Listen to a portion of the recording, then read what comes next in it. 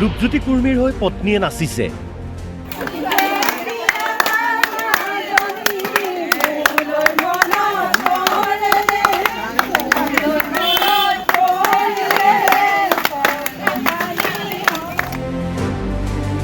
এয়া মৰিয়নিৰ বিজেপি প্ৰাৰ্থী ৰূপজ্যোতি কুৰ্মীৰ পত্নী মানচুৰিয়া বৰদলৈ।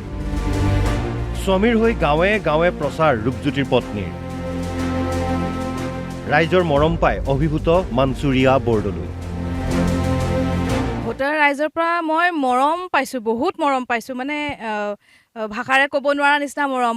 মাইকী মানুহখিনি ইমান দেৰি মোৰ কাৰণে ৰখি আছে। মোকে আজি আচলতে প্ৰথম বিধায়ককতো তেওঁলোকে পাই আছে,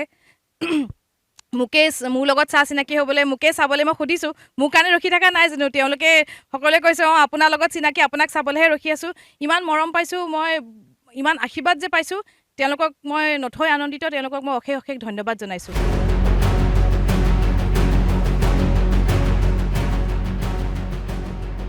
জ্ঞানশ্ৰী বৰা তেনে নতুন মৰিয়নি সমষ্টিৰ 10% দেখা নাই বুলি মন্তব্য কৰি ৰূপজ্যোতিৰ পত্নী মানচুৰিয়াই ক'লে, জ্ঞানশ্ৰী দুমাহ হৈছে আৰু বৃহত্তৰ মৰিয়নি সমষ্টি তাই চাগে 10%ও ঘূৰা নাই নেকি? সেইকাৰণে তাই দেখাই নাই আচলতে একো, কিন্তু ৰাইজে জানে নহয় জানো?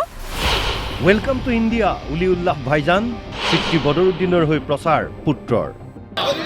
Welcome to Bindan Welcome, welcome, welcome, welcome, welcome to Bindan Welcome to Bindan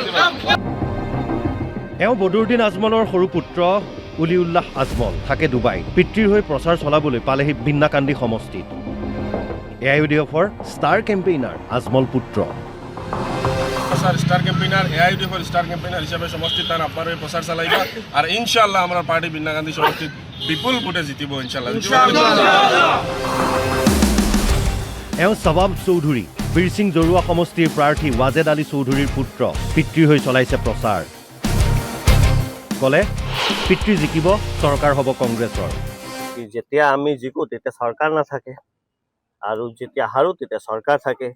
আৰু ইনশাল্লাহ এইবাৰ যোনটো চাই আছো, এইবাৰ চৰকাৰো নিশ্চিত, আমাৰ MLA মন্ত্ৰী হোৱাটোতো নিশ্চিত। আৰু